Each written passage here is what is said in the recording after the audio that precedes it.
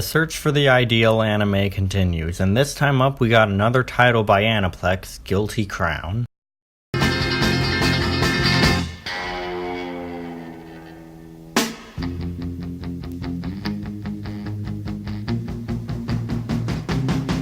There's a new sun rising up angry in the sky, and there's a new voice crying, we're not afraid to die. Let the old world make believe it's blind and deaf and dumb, but nothing can change the shape of things to come.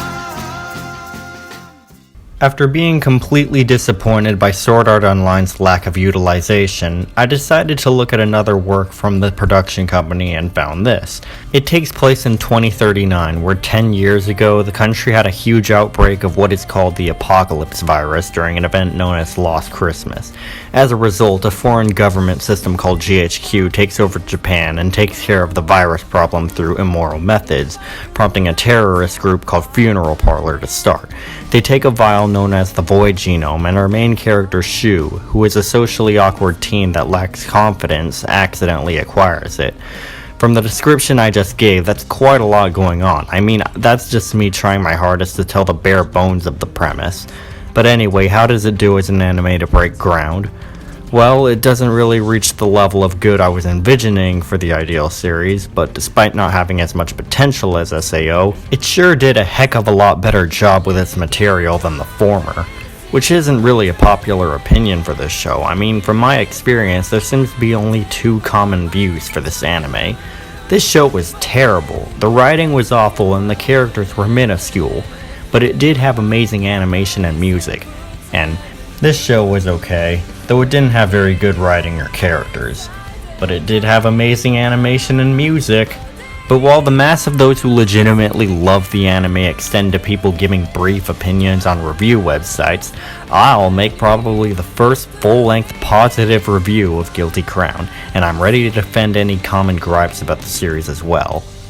First, it kinda goes without saying that the production value is stellar. The animation is fabulously detailed. I love the character designs, they seem very distinguished and generally fun, and the animation itself is very smooth despite that. And this was in 2011 too. The music is awesome. It has many great scores and songs that I find myself listening to outside of the show, including the theme song. Now, while I don't think it's as good as Crossing Fields from SAO, I would still hands down put it as my second favorite opening. Anyway, let's get on to the story. Honestly, I think the concept is brilliant. I think the show really knows how to handle emotion and action, and the plot direction it goes in are really entertaining to me. I think the show puts our main character through a lot of hardships, and most of the time they work just fine. People may dislike the story for being sloppy and cliched, which I can understand sometimes, but if you can ignore it like me, you can really enjoy the show. It may be flawed sometimes, but I honestly think the story itself is very underrated. On to the characters with, of course, the protagonist, Shu, who is probably the most underrated anime character to ever exist. He is one of the most common complaints for the show, and for the life of me, I can't understand why.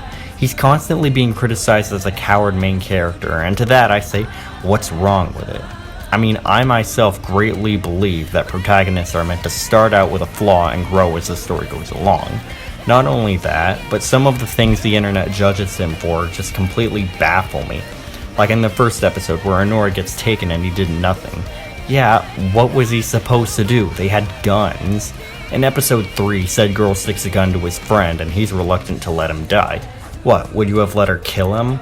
They also judge him for being whiny, which I can't agree with either. Whenever I see him whine, I just see a normal teenage kid who is already established to be a coward doing what normal angsty teenagers do. Honestly, I think this lack of courage is what makes him so relatable. While many other animes would have their main character ready for a fight the second the opportunity comes, Shu is very hesitant. I wouldn't be ready to get my hands dirty with combat and making sacrifices in my pleasant life. Who in a 500-foot radius honestly would? The parts where he's apparently being selfish just seem to be someone that isn't going to hop into some stranger's terrorist group right away. Even in the second arc, where a friend of his dies and he starts acting as a tyrant to his school, I can't hate him either. He didn't ask for the role he got, and now that he has it, he's under a lot of pressure. He's introduced to a method of discrimination which he's unwilling to do initially.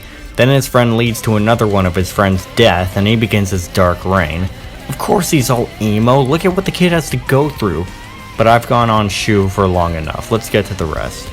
Guy is quite an interesting leader. All the members of Funeral Parlor respect him, but probably for the wrong reasons. In one of my favorite scenes, he starts dialoguing with who he thinks is Inori about how he isn't as strong as he makes himself appear, and struggles to carry on an act to hide his own worries. He has a very disturbing backstory about how he was practically raised in a GHQ facility, so I can kind of understand why he's so determined to conquer them and generally ruthless. His revived self in the second arc is very dark, and on top of it, he really does seem to be miserable doing what he is. It's quite shocking. Inori, I won't lie, I didn't really get that much into. She's emotionless, and that is the intention, but still, she didn't really make much of an impression on me. I wish she could have gotten a little more development, I don't know. Hari is a bit bland, but she's still a very likable character. She's supportive and warm, so when she died it really did feel like a big change in the story, like it really just didn't feel the same. Yahuro goes through quite an interesting story arc. His younger brother is very sick with the virus, so he does what he can to get him treatment, even if that means betraying his friend. After that, he joins up with Shu as leader of the school and lies to him about what killed his friend. But the reason behind it does seem debatably justified.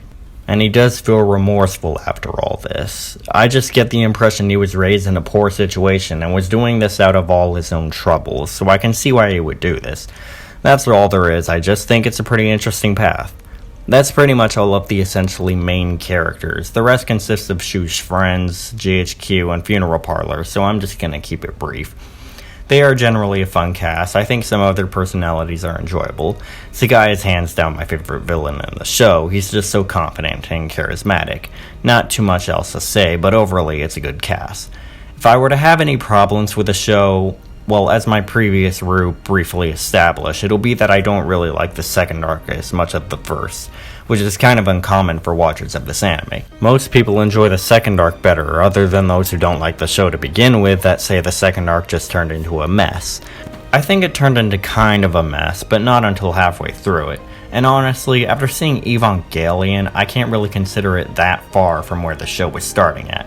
But yeah, as a show that I started watching as a search for the ideal series, it does similarly not take advantage of its material.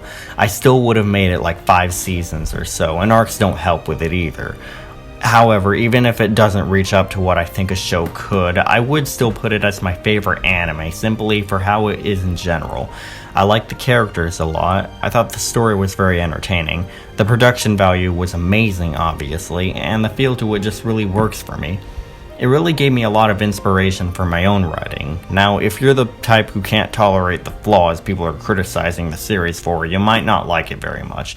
But if you're like me and recognize how hard writing can be, and just want something that tries to be an emotional roller coaster, I think you should get something out of Guilty Ground. In short, I recommend it.